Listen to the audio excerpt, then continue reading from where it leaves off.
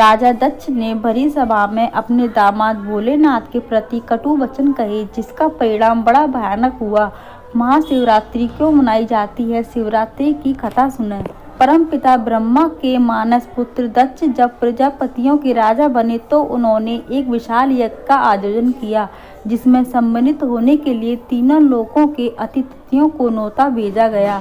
सिर्फ भगवान भोले शंकर को छोड़कर भगवान शिव राजा दक्ष के जमाई थे, लेकिन दक्ष को भोलेनाथ का अलबेला और मस्तमौला स्वभाव तनिक भी पसंद नहीं आता था।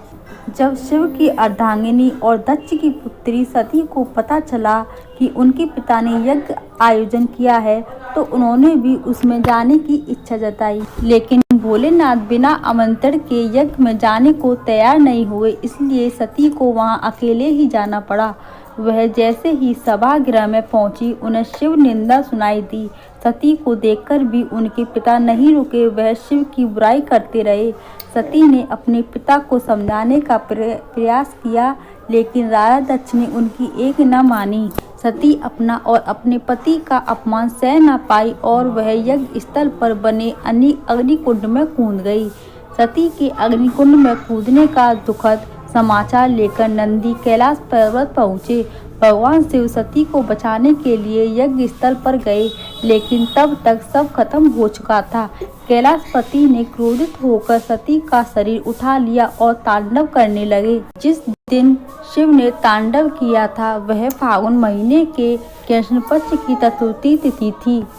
महापुराण के अनुसार वही खास तिथि महाशिवरात्रि हुई। शिवरात्रि का अर्थ शिव की रात। शास्त्र के अनुसार हर सोमवार का दिन शिव की पूजा के लिए उपयुक्त है।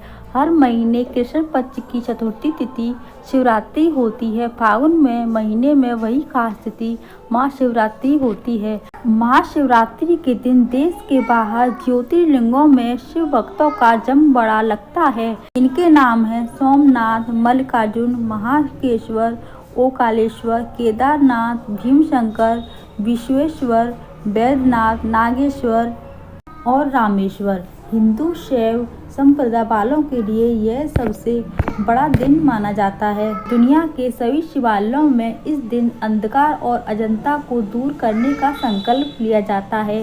दिन भर उपवास रखकर शिवलिंग को दूध, दही, घी, शहद और गंगाजल से स्नान कराया जाता है। शिव पुराण के अनुसार इसी रात शिव और पार्वती का विवाह हुआ था। इसका मतलब शिव और शक्ति या फिर पुरुष और आदि शक्ति यानी प्रकृति का मिलन। एक और मान्यता है कि इसी दिन ब्रह्मांड की रचना हुई है। सती के शोक में भगवान शिव गहन समाधि में चले गए, ध्यान मग्न हो गए। उनके ध्यान को कोई तोड़ नहीं पाता। भगवान विष्णु और ब्रह्मा भी सारे जतन करके हार गए। सृष्टि का संचालन भी बाधित होने लगा। देवतागण की समझ नहीं आ रहा था कि भगवान शिव का ध्यान तोड़ने के लिए क्या किया जाए। दूसरी तरफ हिमालय की बेटी के रूप में सती का पुनर्जन्म हुआ। उनका नाम रखा गया पार्वती। पार्वती शिव को पाने के लिए कठिन तपस्या करती है। पहले तो शिव ने पार्वती को तपस्या करने से रोक दिया, लेकिन अन्य देवताओं के सहारे पार्वती शिव का मन जीत लेती है।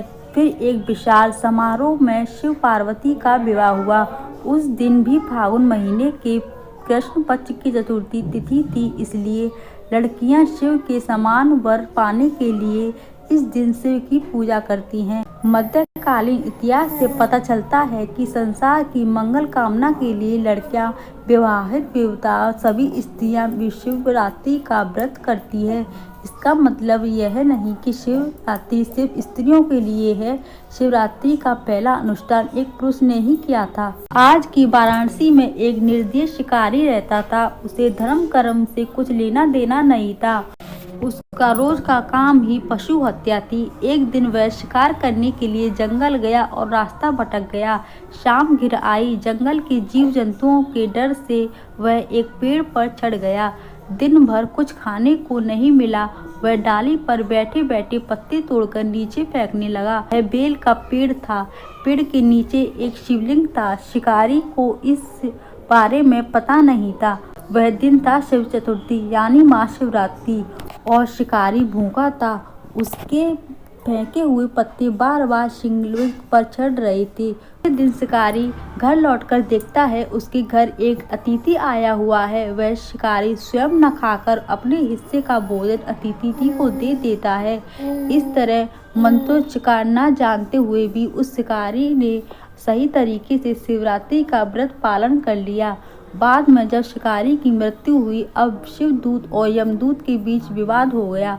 शिवदूत उसे अपने साथ ले जाना चाहते थे तो यमदूत अपने साथ कोई छोड़ने को तैयार नहीं। अंत में विवाद निपटाने यमराज पहुँचे हैं। शिवदूतों ने जब कारण बताया तो यमराज ने उनकी बात न मान ली। कहा जाता है कि अगर कोई विधि विधान से शिव चतुर्थी का पालन करता है तो उसे यमलोक नहीं जाना पड़ता, उसे स्वर्गवास या मोक्ष मिलता है। इसलिए हजारों वर्षों से शिव चतुर्थी और शिवरात्रि मनाए जाने की परंपरा चली आ रही है। अगर आपको वीडियो पसंद आई है तो वीडियो को लाइक कीजिए, सब्सक्राइब कीजिए। आप ये वीडियो कहाँ से देख रहे हैं उस जगह का नाम कमेंट में बताइए। नमस्कार।